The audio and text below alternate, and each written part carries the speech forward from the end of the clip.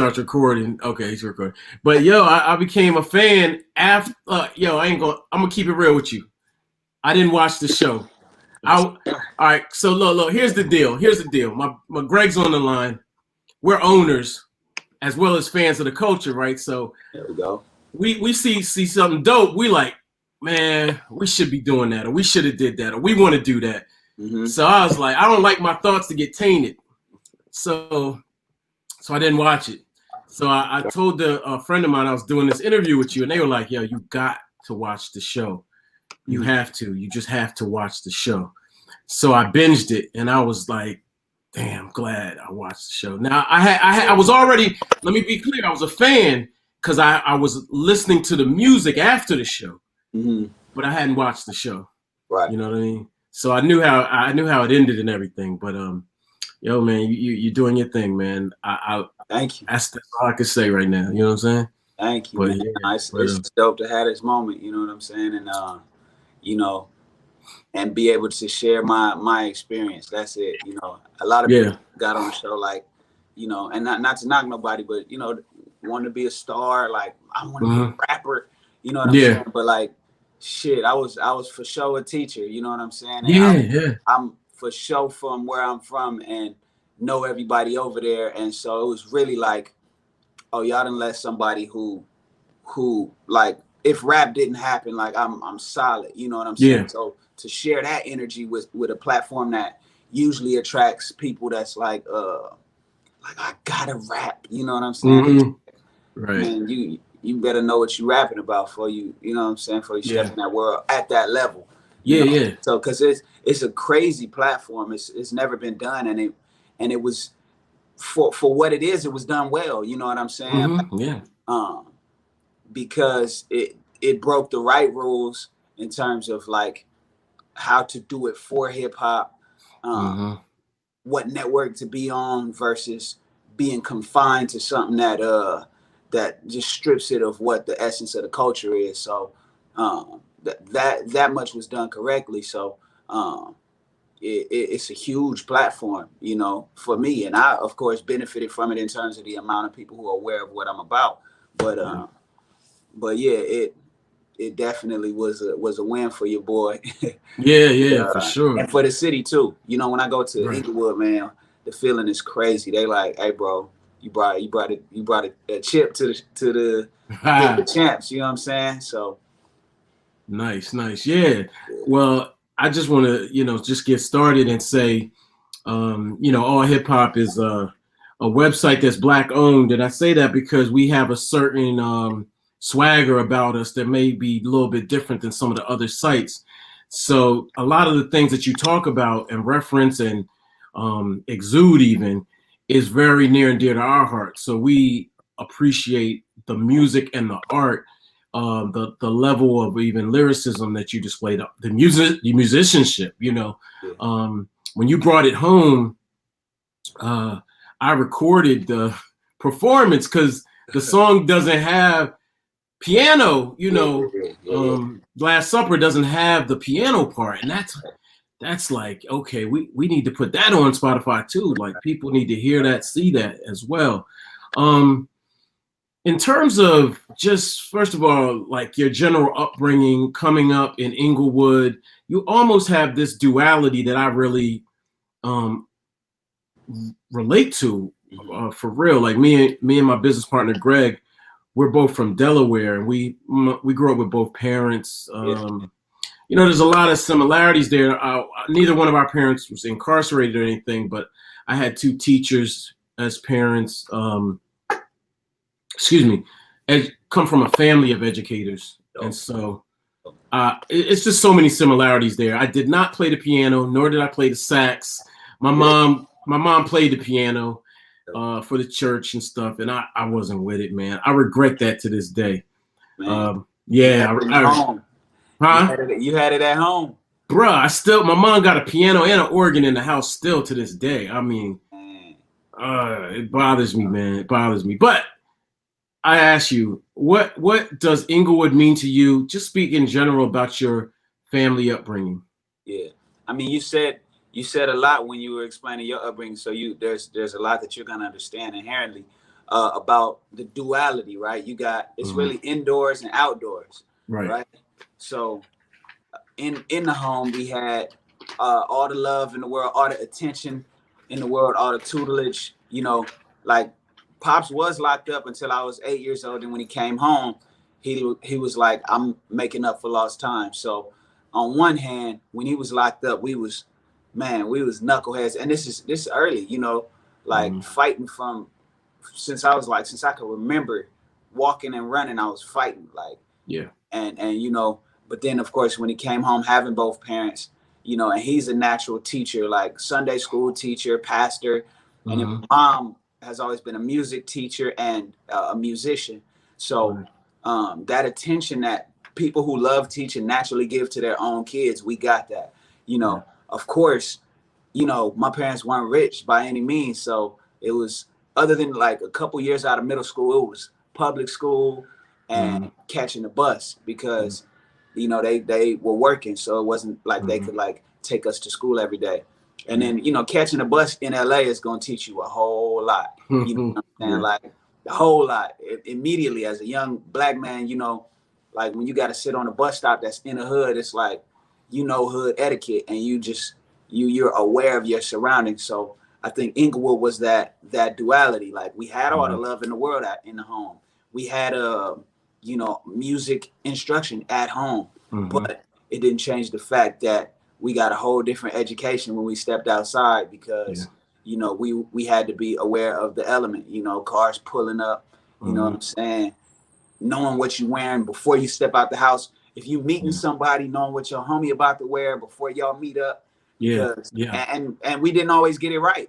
You know what I'm saying? Like I didn't, the homie caught the bus to my house, and he lived over in the Six O's, like on like 60th and like Avalon, like on the east side, but all kind of hoods over there.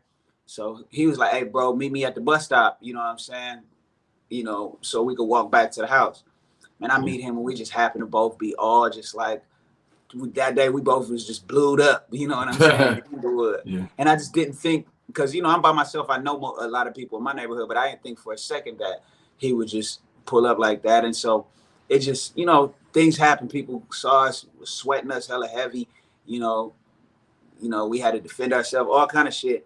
But it's like that duality is what I lend to the music, because it's both a family thing, like a family structure, a community thing, and it's a social thing, you know, because you can have the family together, you can have your network of people that are there to uplift you, but on a socioeconomic level, if you can't escape, you know, the element of that community, you have to develop a different type of intelligence. And that's just, you know, who was it Booker T. Washington or Marcus Garvey that talked about the dual consciousness, like being black automatically.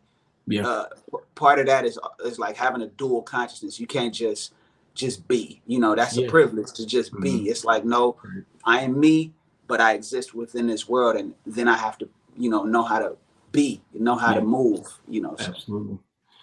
I want to ask you, when you and Snoop had that interaction about Inglewood, he asked you where you from. Can you, like, what did that mean? Like, I think I know, but I'm not fully sure. What was going on in the unspoken language? The unspoken, and I knew in the moment, the unspoken language was, hey, I see you, nephew. Like, I see that energy. I see that authenticity. Go ahead, represent. You know, more so than like, and it was a little bit of curiosity, like, because that, like, most niggas don't feel like, niggas who grew up gang banging. Like, I always got banged on because niggas felt I had that energy. You know, maybe it's because I was fighting early. I love fighting, but now I love fighting. Like, I box, I did martial arts and all that stuff. I just love the exchange of people who can actually do it and understand that energy. Like, I don't care to fight in the streets. Like, I don't know or trust these niggas. You know what I'm saying? But it's just that energy that he saw in me. And most niggas have always mistaken it for like, oh, he with the shits, he a gang member, you know. And I didn't grow up far from him, so that energy, you know, rubbed off. And so, but more than anything, the fact that they had already paid me high compliments on my ability to rap, it meant that I see that energy is something that could sustain you through all of this industry bullshit. I see a real one in you. Go ahead, represent where you from. You know, thinking that I was gonna be like, man, I'm from doop doop doop. You know what I'm saying? Because that's where a lot of times that's people's training grounds. You know, for me it was just a little different. And so, for the most part, I knew in the moment that was a nod, that was a look, like I see you. You know, but it was authentic to the coast. Like, if people see you as a threat, that's when they, that's when they press you. If they see you as a square, they're like, man, whatever. They might just run up and rob you or something, but they're not gonna be like, ask you no questions. So in him, like, that was his way of, one, giving me a nod, like, hey, you a factor. I see that energy, represent. But it was also out of curiosity, like, nigga, where you from? You know, so I answered honestly, you know what I'm saying? And in my mind, I was like, I'm not gonna switch my answer if you're not gonna rephrase the question. Like, and because I went out there and told him I'm from Inglewood, you know, so so he respected my get down, and that's not the approach that I wanted to take to introducing myself to the world, you know, on the gang tip, you know what I'm saying? Right. Yeah. I know what area I grew up in. I know who, who is proud. It's there, it's people that I'm inherently, by nature of how I came up, my older brother banged, and where I grew up, I'm inherently affiliated to a certain degree. But because I never was out in the streets like, boop, boop, boop, boop, boop, like I'm not gonna do that on TV all of a sudden. You know what I'm saying? So had he asked a more specific question, then the answer could have changed. Like, where'd you grow up though? Right. Okay, well then, if you need to know, and it was cool though. I respect and appreciate the fact that he did that, because that's a big look. You know what I'm saying? The top rapper to ever come off the West Coast, you know what I'm saying, was like, he did something for me that he didn't do like that. That performance, everybody there was from the West Coast. So he could have made that part of his regular questioning. I'm the only one he asked that. You know what I'm saying? So that just meant like, hey, I see you, bro. Like, this some West shit. So go ahead and represent. I saw you had met Nip. Were you at that first, how it all started? Were you in that room? I was not. I've only seen Nip in person one time, and the irony of it, like up close in person one time, it was at the place where he went and got juice, Fiesta Martino Slauson at Overhill. And I used to go over there and get juice and breakfast with my mom and stuff. And I saw him, I was like, oh shit, that's Nip. This before Rhythm and Flow. And it wasn't like, I know in the hood, everybody run up and be like, hey bro, I rap too. And I didn't do that. I just was like, hey, what's up, bro? Respect. He was like, I see you. Bang. That was it. And then that day, I was one of the people who didn't go to 1500 or Nothing studio for that pre-taping.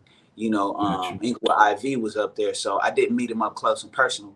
But we've been like in similar circles for years and years, like, and it's I met 1500 or Nothing. They have been a production team since before I was rapping devoutly. I was on a writing team and running my own little independent label and managing other artists and stuff like that, trying to get my family on. So we had crossed paths with 1500 like since I was 19, and then DJ Battle Cat, like everybody over there, like I had been working with and collaborating with, and it was just a matter of time before. And that was the one person I said, like, when this shit is over, that's who I want to work with. Like, I want to work with Nip, and then it turns out, the tragedy happened, and I ended up shooting videos with Sergio, and Sergio has become a close friend just because his character and his ability to execute, so, and Sergio was doing on Nip's videos, so but we never like linked, and that's something that I regret. That's crazy. I mean, you definitely, to me, you don't lyrically, obviously you guys are very different, but the power is there, you know what I mean? And that's what I respect. We've met Nip on a number of occasions, and one of the reasons I respect him so much is because when I did meet him for real, is I was in LA and we did a community event. It was just me, him, a bunch of community leaders, and a group that invited us, and I was like, gosh, this dude's a real guy. You know, he doesn't really have to be here. It's like 40 people in the audience, like, you know, not even a big deal. Right. So I had a lot of respect for that and other reasons. Obviously, musically, it was crazy. Absolutely. I saw you wanted to be a producer growing. I was going to ask you, what do you want to be when you grew up? And I looked at a couple interviews, and I said, you wanted to be a producer as a young child. Like what? Like how?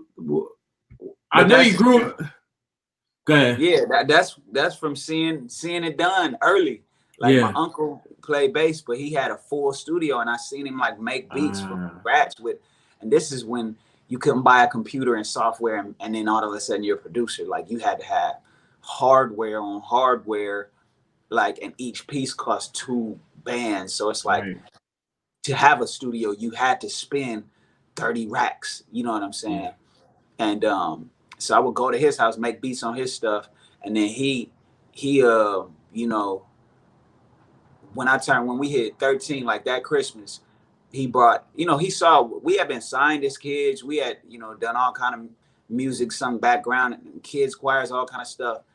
But my uncle Andrew Boucher, who was an MD for like Shaka Khan, Prince, he played bass for Prince. You know what I'm saying? He literally wanted to get a whole new studio, so he brought everything he had to our house, from like speakers, keyboards, recorders, sound modules, Planet Fat, MoFat, you know, the computer, you know, MPC, you know, the beat machine. Like he brought everything over, and so that's just catapulted us into like, even before we incorporated and all that stuff, we had a name for ourselves. We was Woodworks. We was the young niggas at the high school walking around with the CD players, putting the headphones on other people's ear, like, hey, I did this. Right. And they'd be like, hey, you did this? What you mean? Like, I made this. You know what I'm saying? So that's what catapulted me into that. And to this day, I still produce. You know what I'm saying? On my last project, I produced Black Habits 2. You know, and I feel like there was one more I produced on there. Oh, I produced Black Habits 2. There's one more I can't think of it right now. Okay. But you know, mine, I like to get more musical because I started off at the keys, so it's like I like to do compositions more so than like heavy beat making type shit. Like or like songs. You know, I recorded the rim shot on the snare that I got at the house, and then put the shit on that. You know what I'm saying? So it just had that different warmth rather than pressing the button and going on the hard drive for sound. So okay.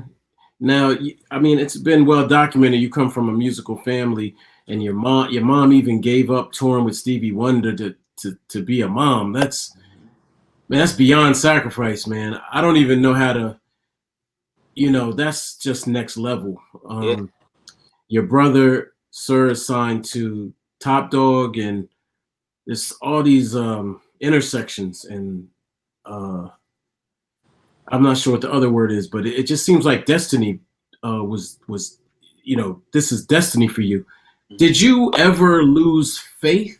Did you ever, I know you became a teacher. Did you ever sort of lose, did you have these rap dreams and just decided not to, or how did that work? Right. There was never any quit. Like quitting wasn't an option. It was just, I mean, that doesn't mean you're not discouraged. Like you can get discouraged, like, fuck, like what's about to happen? You know what I'm saying? But then my thing was always like, get better.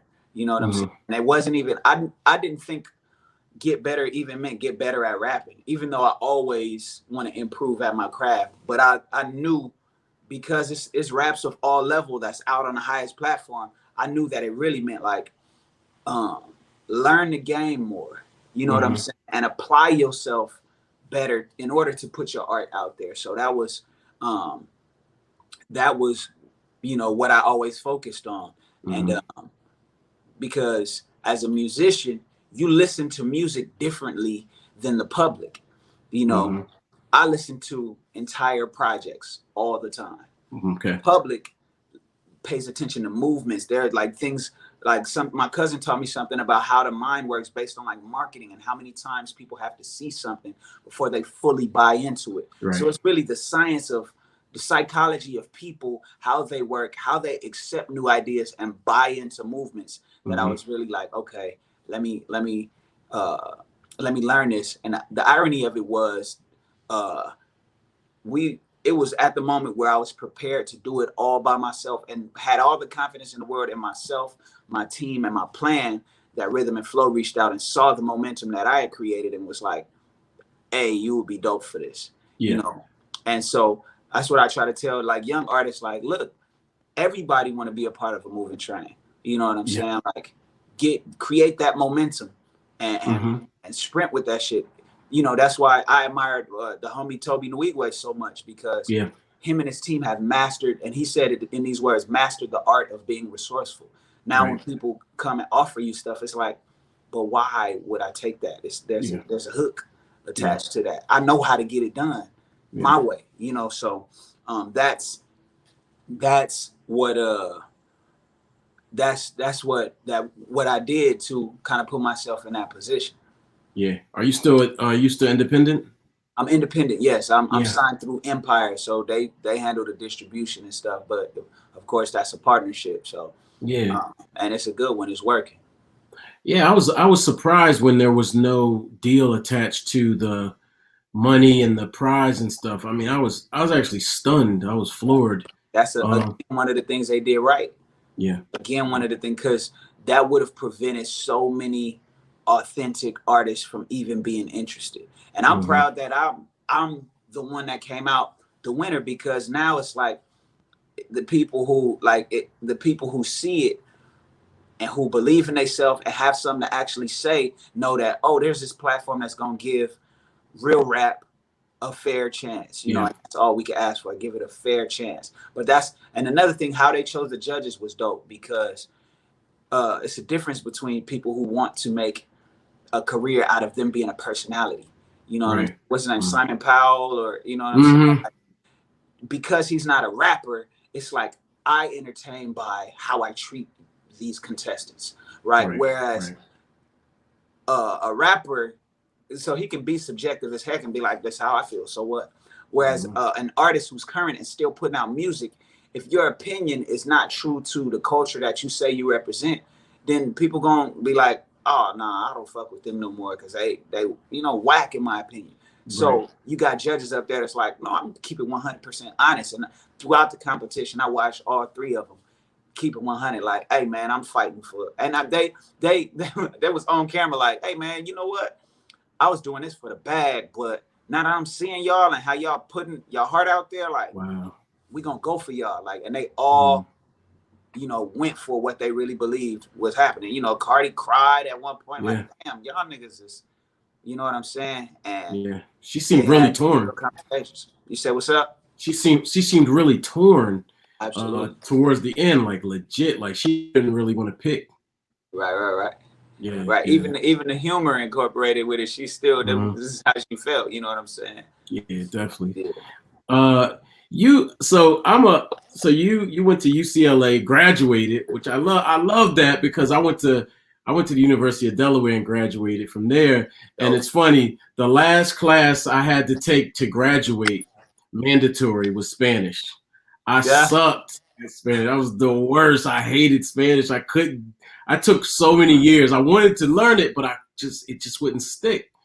You have made a mark in that regard too. And I think someone else commented that it just seems so authentic, which most instances, I'm not gonna lie, it's real shaky with most rappers, even some that are Latinx, whatever. How have you been received from the Latino community? Man, it's been overwhelming love from the Latino community, Latinx community, because one, I've been able to I'll do interviews completely in Spanish. I'll tap in with the Spanish community in a way that I have prior to rap. And I think that's what you can't fool people. People know what's up when they see it. And so you know, I've been doing that work. You know, I've done years as a Spanish teacher. You know what I'm saying? So it's people know when they see something, and it's like, okay, this is not a performance. This is a real, like, it's a conversation in rap. And I'm not, you know, I never profess to be or pretend to be Latino. I'm black, you know, but I'm from Inglewood, a very black and Latino place, and I'm basically telling black stories because our story is one that the whole world is listening to, right? Some people just can't access it the same way. And it's one thing, like, I get love from the Latinos in the States that's like, hey bro, we respect what you're doing because, you know, in a lot of ways you breaking some tension. This place is still, that's like, man, blacks and Latinos, like, man, they at odds. So the Latinos out here is like, man, we appreciate that. But then there's people out of the country, it's like, I really can listen to you and know what you're saying and hear the message behind it, you know. So it's just a privilege to be able to do that. And I knew that that was one of those things that was going to distinguish me. So that's why we went out in the first round and was like, hey, this is what we're going to hit them with, and slowly let more out of the bag as the show progresses. Nice. Now, you went, you know, as I noted, UCLA and a teacher. How have you talked to some of your old students? Like, all the time. Yeah. What you know? What's their response to all of this? It's funny, man. Like they sometimes they send me pictures from the classroom because, you know, I was the teacher that, like, all right, we're gonna have a certain amount of fun because learning is fun if it's done well. Like, we gonna establish respect. You know, I'm not gonna disrespect y'all. I'm gonna talk to y'all with the utmost respect. Y'all for sure gonna respect me. I do lead this shit, so like when I say something, that's what goes. But I'm taking all of y'all, you know, interests, concerns into consideration in how I run the classroom. So, needless to say, it was a dope experience for me first and for my students because I cared to create that kind of environment. You know, that being said, they'll send me pictures from, you know, when I was in the classroom with them, group pictures where we like, all right, everybody in there, you know what I'm saying? Yeah. And just to look back on those moments and know that they watching is just something that I'm immensely proud of because, you know, I've done somewhere between 7 and 10 years of teaching, you know, and so, you know, that's thousands of kids that come through your classroom. You know, you have in the inner city 30 to sometimes 40 kids in a classroom 6 times a day. You know what I'm saying? That's 200 plus. Yeah. And multiply that by years and years. So it's they out there. You know? And a lot of them now are grown, and so you see them on their jobs making deliveries. You know, they'll pull up in a car that's better than yours and be like, hey, Mr. Ferris, you know, like, and they just be super proud. So it's just dope to be able to inspire. You know, that's what you know, Nip said, the highest human act is to be able to inspire others. So yeah, no better. Were you a college rapper? Were you rapping in college? Were you like? I did rap in college. Yeah. Did you open for? Well, how was it? And did you open for anyone? Did you open any of the concerts or anything? You know, it's funny. We opened for Kendrick Lamar back in 2000. I want to say 12. Okay. At Whiskey A Go Go, a venue that only holds, you know, 800 people or something, if that. And it was packed to the brim. You know what I'm saying? Packed. And the thing is, that night, we opened for other people too, but that's the main one I remember. That night, his crowd didn't fuck with nobody, you know, because the way they get openers is a lot of times it's nonchalant. They will be lucky to get us because we was showing up with a full band, setting up, sound checking, tearing shit up. Like, it was Sir too. Like, we was all on the same bill. Me, Sir, my cousin Tiffany Goucher, my brother Davion. And we came up as Woodworks, and we would basically be on some, we start off, open the show with like harmonies where we kind of do the intro and like kind of tag your man style. Each person would have a section, you know. And so that night, we watched everybody's set, like, and it was probably like 4 openers other than us. And the crowd would drown out the sound of the music because they was packing in to see motherfucking Kendrick Lamar. Yeah. And so we looking like, ooh, they don't giving nobody no love, right? But we knew what we had planned. Like, we set it up to where, like, whether they know our music or not, once once our set starts, they're gonna be like, whoa, wait a minute, something's happening, you know. Yeah. Like to the point where they thought Kendrick was about to jump out. Like, Right. You know, so we had a band. What we did was, and my boy DJ Quest Coast, shout out to him. He was spinning for us with the full band. So he started off with Stevie's "Living Just Enough, Just Enough for us to say." Dude, ba ba da ba da ba boom, boom. Drummer going nuts, right? Right. Drummer going nuts, whole band going nuts, and both my cousin, me and Tiff, we're on instruments on some songs, and we step from behind and do our shit. So niggas like, what the fuck is going on, right? Yeah. So we doing our shit, and the crowd goes silent, right? They're like, we don't know what's happening, but something's happening. Yeah. Nobody's talking. They staring at us. Don't know how to participate. Not a lyric. You know what I'm saying? We completely unfamiliar. And they're silent the entire time with the exception of two main moments. One was my cousin Tiffany. She came up and sang a cappella. Okay. And when she finished, because she was dressed like a rapper, dressed like a boy, you know what I'm saying? When she finished, she got this beautiful angelic voice. When she finished, or no, not even when she finished, when she opened up, crowd goes nuts, like, oh, like loses their shit. Like Lauryn Hill just got up and did her shit. And then the other part was I did this song, what's the shit called? Called Overkill. And it you know, super dope, kind of like Outkasty vibe. And in the second verse, the whole first verse was in English. The second verse we broke, the band dropped out, and I said, "Si tú me entiendes, te lo digo. Andar en mi zona, eso es no más suicidio." And went off. Man, they lost, because you know Kendrick Lamar's early following, the backpack crowd was like heavily Latino as well. Right. They lost their shit, right? So then we just finished our 30-minute set, and then afterwards we was like, we left stage, came back, was like, hey, we got some music, we gonna get this shit away to y'all for free. They went nuts, bro. I've never seen 200 CDs. You know, this back in this 2000, you know, still. Yeah. I've never seen 200 CDs fly so fast.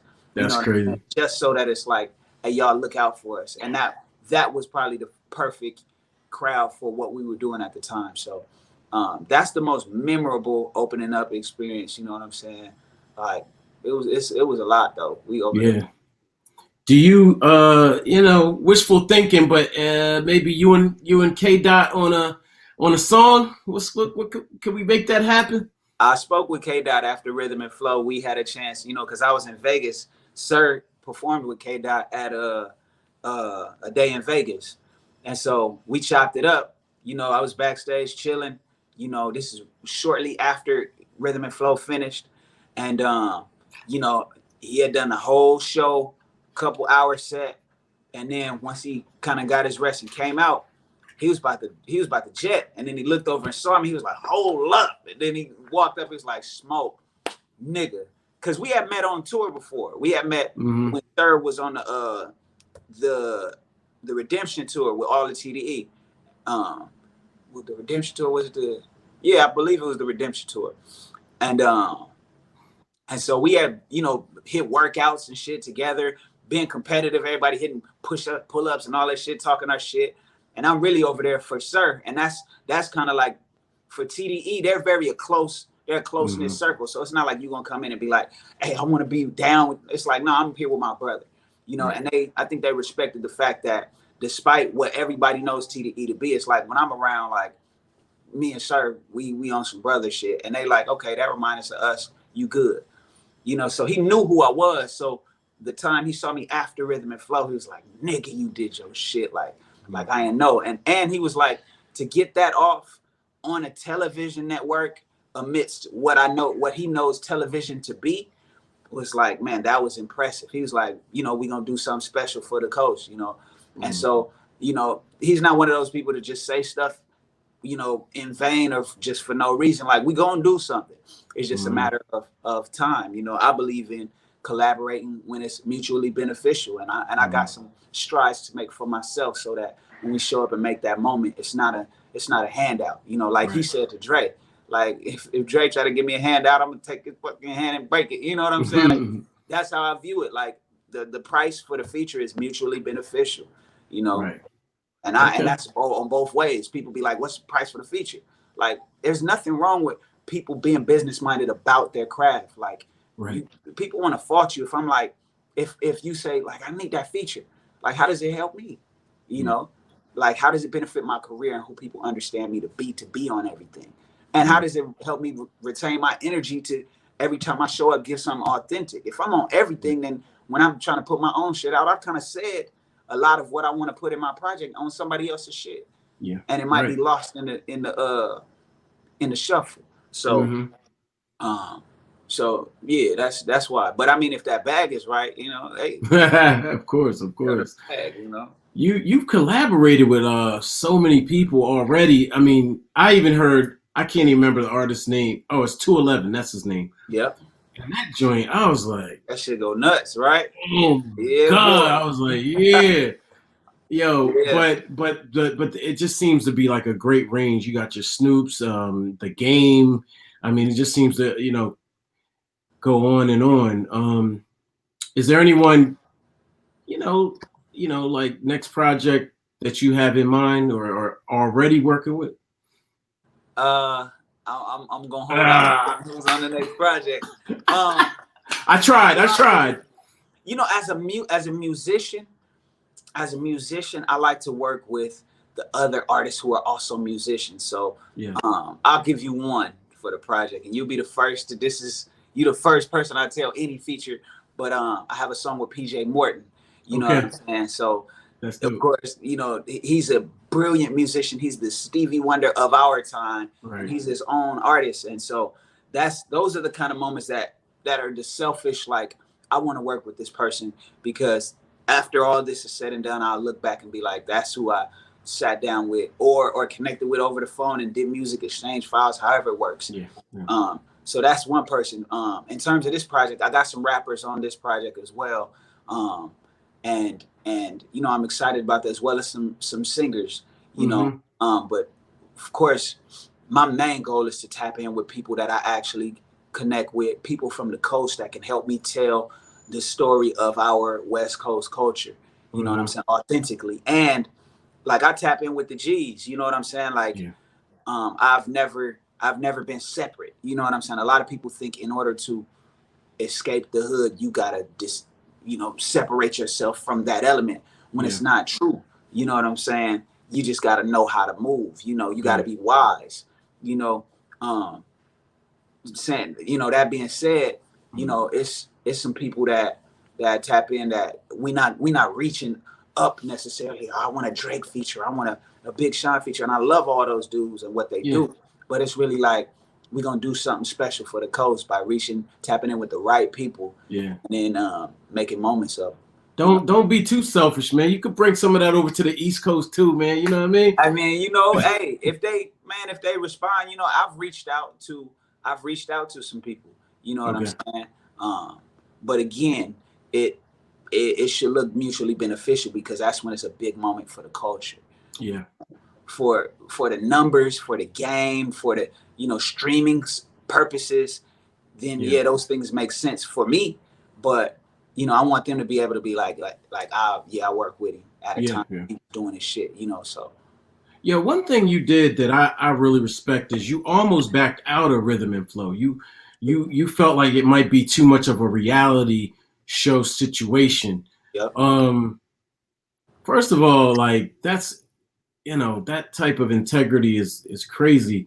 But I mean, I guess this is sort of a silly question, but how do you, you know, like, do you ever think about what could have been, or are you like, it would have happened anyway? Like, how do you? Oh, it certainly would have happened anyway. Okay. You know, that's why I was going, you know, bow out gracefully.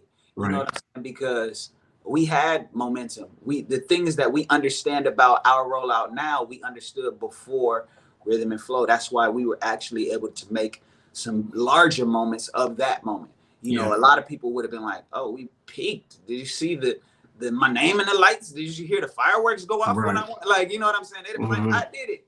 You know, but we was like, "No, this is an opportunity to do what we already envisioned, you know, at the level we see it." So, but no, I didn't. I'll definitely. I did turn it down and then continued the conversation with people. And the dope thing is they had enough, you know, black people on staff in production that were like, look, our name is on this. You know what I'm saying? Shout out to, you know, Jesse Collins, Get Lifted Entertainment, John Legend's company, and all the people that they put on to be like,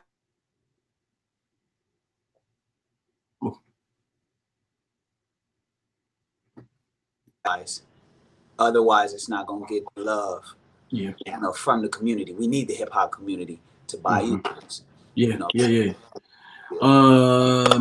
I got a couple. I don't want to hold you all day or nothing, man. You know, there's so much to unpack with your music and just story, like just about everything.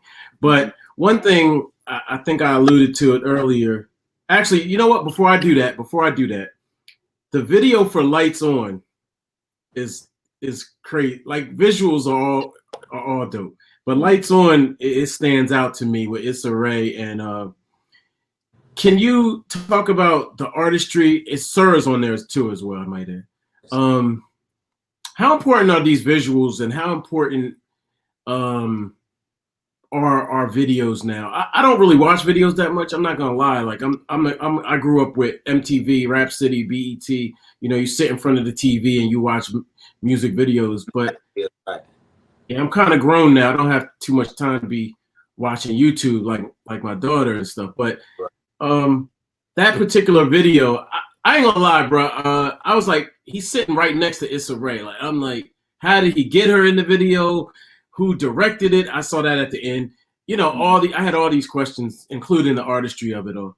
I know that's a non-question, but can you just speak to the whole general importance of videos, how you got Issa Rae, blah, blah, blah, you know? Right. Well, first off, I believe that videos have a life of their own outside of the music. So it's worth doing well, because videos tell people what caliber of artist you are. You know what I'm saying? Like, are you the dopest underground dude, or are you a threat or a factor among the names of the top artists? So it was something that I always viewed myself doing well, or you know, always prioritized as something that we had to do well. And so for that video in particular, you know, we threw some names out. Like, if we wanted somebody just to star in the video, because mind you, I'm not the star of the video, so to speak. You know, my performance, I only say the first couple words, and then everything is about the storyline. And so we threw some names around, and it just so happened that, you know, Issa and I have done work before. Prior to Rhythm and Flow, I was helping her produce these live shows, you know, where she was having these conversations with some dope artists, you know, one of which was Jasmine Sullivan, you know. And so, but we have done that a couple times, and a friend of mine works directly with her. So that's somebody, one, I just respect her art because she does it at a high level, but also does it with a certain amount of integrity and respect for the culture, you know. And so, because we had connected personally prior to, you know, on some work and with people that we both like, love and trust, you know, when her name came up, we had that direct tie-in, and we told her the concept, like, look, we understand if, you know, this ain't where you're going, but she was like, no, like, that's something that pushes my artistry into a world where I haven't gone. Like, and I get it, because it's, every time it's like, how do I reinvent myself, but do something creatively that pushes me and takes me outside my comfort zone. And so she was game. She was up for it. And she brought that to life. And the beauty of that is projects and projects from now, we'll look back and be like, yeah, we did that, you know? So that's how that came together. All right. So I got a few more rapid fire questions, not long at all. These are rapidy rap questions. Do you still use a pen and pad? Yes. You do? Okay. Absolutely. Okay, dope. Do you smoke and write? No. No, okay. Do you toil over words when you write? Absolutely. Yeah. Absolutely. I scratch out stuff and, you know, go back. I'll take whole sections, put a box around it, and put an X through it, and then write under that. Like, You know, so I play around with it, you know, because sometimes you got to finish a whole thought before you decide if you like it. You know, Right. I'll scrap a whole verse and go back, you know. Dope. There was a bit of battle rap in Rhythm and Flow. Do you have any desire to do battle rap? Do you have battle raps for competition laying around? Battle rap is not my cup of tea, so to speak. It kind of took me out of character on the show, and you know, no shade to be thrown, but the way it was edited, because verses, they couldn't do entire 16s on all of Rhythm and Flow, so they had to select lines to remove, and how the intro, if the intro played out for the entire 8 bars, they cut it to 4, and then they put the audio back to it. So that rap was shifted to where it doesn't even play how I rapped it to the beat, you know. So I was like, that's the one moment that I hopped up out my seat, like, they got me looking like I can't motherfucking rap right here, you know. Of course, people are like, you know, the things you said still did what they did, and so on and so forth. But if there was a moment where I was like, hey, look, I'm gonna go out here and do me, and whatever happens, happens, it was the battle rap, because you don't know what, you know, Old Man Saxon, he went first and threw some insults, you know. Like, this nigga talked about the sister I don't have and all kind of stuff. Like, I'm like, oh shit. This nigga said, he said, fucking, read your autobiography, like, ain't that about a bitch? I was like, who this nigga called me a bitch? You know? Yo, he was so funny to me. I've seen so many battle rap, and I admire it. I look at it like, these niggas is creative in that arena, you know.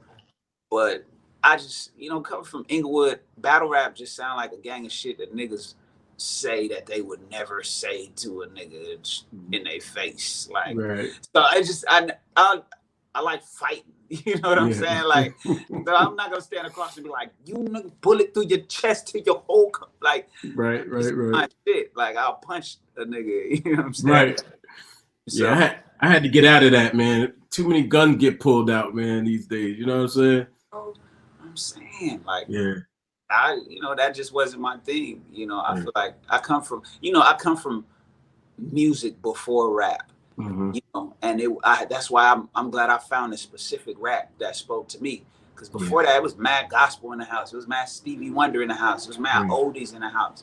And then we heard Snoop, and it kind of like fit into like, this makes sense in there. You know what I'm saying? Then we heard Outkast, and it was like, ooh, you know. So and then somewhere between that, then Badu. You know what I'm saying? So it wasn't quite rap, but it was just like, okay, this vibe. It makes sense, like music, culture, rap. When it all connects, then it's like, okay, that's what I fuck with. Like, and you know, some niggas might hate it, but rap for the sake of rap, it ain't the shit. You know what I'm saying? Why? Make sure you got to know why. You know what I'm saying? Only niggas from outside the culture, mostly people who just fuck with rap because it's rap altogether, all rap. Them niggas ain't black. You know what I'm saying? Black people are more selective on the rap that they listen to. We'll be like, nah, we don't fuck with him. Somehow he's popular, but we don't fuck with him. You know what I'm saying? So it's for the sake of our shit, the shit we stamp that's ours, and we know what that is. You know, the coast knows exactly what that is. You know, all of the Dog Pound, Das Corrupt, Dre shit, our shit. You know, not just because it got popular. Right. You know what I'm saying? Because we know that there's so much mechanics behind the scenes and some fuck shit, and people with money who want to see us, our minds on some dumb shit. You know what I'm saying? They'll put money in, they'll blow somebody up just to distract us. You know what I'm saying? Dope shit we own, you know, so real talk. I fuck with rap for the sake of rap, but I fuck with dope shit. And that's why I never cared to be a battle rapper. But I do watch that shit. It's entertaining as fuck, you know. Yeah, it is. All right, other question. Okay, this is just, I don't know how you would take this. I don't want it to be disrespectful, but because you can rap in Spanish, would you collab with Cardi on some you talked about it. She mentioned it, ghostwriting things for her. Any of that? Yeah, I mean, no disrespect at all. I will work with Cardi. I would write for Cardi. You know what I'm saying? If she's with that, I still believe that's gonna happen. I did a song. I wrote a song for Snoop. You know what I'm saying? And that shit's going up. You know, Okay. um, La Maldición. It's called Maldición. And it's with one of the top mariachi bands out of Mexico, and it went big. You know what I'm saying? And we got Snoop. I was in the studio with Snoop, producing vocals. Like, no, that's not how it's pronounced. You know what I'm saying? Like, no, that's not how it's pronounced. Right. He kept trying. Snoop is hilarious. Yeah. Because Snoop, if he knows he makes a mistake, he's still gonna finish the line out just to keep working on the vibe. So, that process to see him work, it's a learning experience. So yeah, it's just for the experience of it, of course. I'm not gonna turn that down. Okay. Do you? I think this is a basic question. Do you get writer's block? Yeah.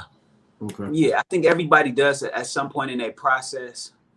And I think part of being a professional at what you do is knowing the science of maneuvering through and around that. Play around. Like, if you can't figure out some shit you like, do some shit that's funny that you don't quite like, but you can laugh at yourself. That'll spark the shit that you like. You know what I'm saying? Like, keep.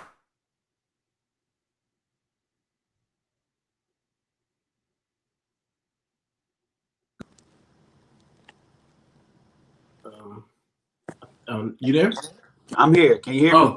I can hear you, but I can't see you. Gregor, is everything all right on your end? Let me see if I could. My fault. Here. You see everything? Mm-hmm. Mike, if worst case, just go out and come back in, and it'll reset. If the camera doesn't start back up. It didn't start back up for you? Nah. If you exit out and click the link again, it should work right away. I'm almost done anyway, but I didn't know if you could see it and I couldn't, because it had went out at one point, and I just kept talking and came back, so I was like, okay, I don't know if that was in there or not. Dang, they say Cardi filed for divorce. Jesus. I have to try to find them court documents. I saw that coming. You know why? I'm going to tell you why, Chuck. What? Always a bad decision to put a woman in a position where you propose to her in front of hundreds of thousands of people. Yeah. She had to say yes. Right. All right. All right. Cool. Yeah. Just wrapping up. I make no mistake about it, man. I just love lyricists, man. I love cats that inspire me creatively when I hear them. So I always have to ask those types, who are your top 5 dead or alive? Who influenced you? Who, gave you that fuel to write these bars? Okay, we're gonna go three stacks. Mm-hmm. We're gonna go Snoop. We're gonna go Jay-Z. We're gonna go Corrupt. Mm-hmm. We're gonna go Lauryn Hill. Nice. Here's a story for you. South by Southwest, I was out there with Terrace Martin, and Corrupt rolls up, and I spit directly to him his verse from Snoop's first album, My Niggas and My Bitches. I forget. You headed my way. You best to hit a U-turn quick, so what's happening? I'm capping shit up like a Western flick. The kingpin of the click, top knot, 17-shot Glock cock, so all nigga drop. I said this whole joint to him, and oh man, I was just so honored, man. Corrupt's like one of the most underrated, man. Bro, incredible. Yeah. Like I remember I was in Inglewood, going to Inglewood High, all blood school, and when Calling Out Names came out, I love New York. The niggas that represent, y'all ain't, he was like, I don't give a fuck. Catch me in the hood, all blue chucks, gang bang the out, cuz. Only thing I like to ride rough is eat, like going ham. And it's like, I'm in a place where I can't even spit these lyrics out loud. You know what I'm saying? Right. But, you know, and you know, bounce, rock, roller skate, all that stuff was like West Coast classics. You know what I'm saying? Yeah. To like, shoot, you know, one of my favorites ever. You know, Cali is active. You know, so yeah, that kind of stuff just moved you. You know what I'm saying? And it felt like home. You know, and then I think what got me. Like Corrupt got me into like, okay, this is the perfect marriage of West Coast gangster shit and lyricism. Andre 3 Stacks was like, I'm writing poems in my raps to dope beats. And you know, Snoop was just king of the coast. Like first rap I ever learned as a kid was with so much drama in the LBC. It's kind of hot and Snoop D.O. which, you know, and then Jay was the nigga that was like, okay, we on the West, but it's a nigga over there from New York that's like, hey, you got it's Jay was one of those people you set out to learn all the lyrics to whole projects, you know what I'm saying? Because you just knew that it's just so much game packed in them that you want that to be a part of your vocabulary, you know what I'm saying? Yeah, for sure. And then Lauren will rap circles around most, you know, probably in that top 5, you know what I'm saying? And it was just, I know what she had to be going through as a woman in rap and music to be that big so fast. And her level of stardom off one solo project is like undocumented, you know? So, and with her having a family at the time when she was releasing it, it was like, as the public, of course, we wanted more from her, but I just love that the quality of what she put out. And even the Unplugged album was just so dense that we can just live with it for so long, you know? Yeah. Man, appreciate your time, man. Pleasure. Yeah. What you know, what's next for you? What are your ultimate goals for yourself? Well, we have another project coming out, more than likely before November is up, and you know, you'll see the run again. You see the visuals that we love to come with, and following that, you know, I want to expand into you know, explore some other things creatively, like an entire project in Spanish is something that we've talked about. You know what I'm saying? Also, you know, I've written a book that I want to release. It's a novel, and you know, that's going to be somewhere in the film world, whether it's, you know, in a movie or a series and things like that. So every year we still dropping a project, but it's like some creative things that deserve to be shared with the world to show different sides of, you know, who I am as a creative. So those are some things we look forward to. All right, my brother, man. Look, thanks for taking time out your day. It's been a minute. I earned this interview, by the way. You know, I've been trying to get at you, and it hasn't been easy. Shout out to my man Tim Sanchez out there who ultimately made the connections. But I just want to, encourage you, man. I know you don't need my encouragement, but just keep pushing, keep staying there. Yeah, on that square, man. I appreciate everything that you do. I share your music with just about everybody who asks for new. A lot of people are like, "Oh, it's dead," or "I can't deal with this." It's and I'm like, "Nah, you got to get D Smoke and there's a few others sometime, and I think you'll change your mind." Man, I appreciate that, man. It's love. Thank you. Can we get a drop before you roll out? Absolutely. Let me know what you need.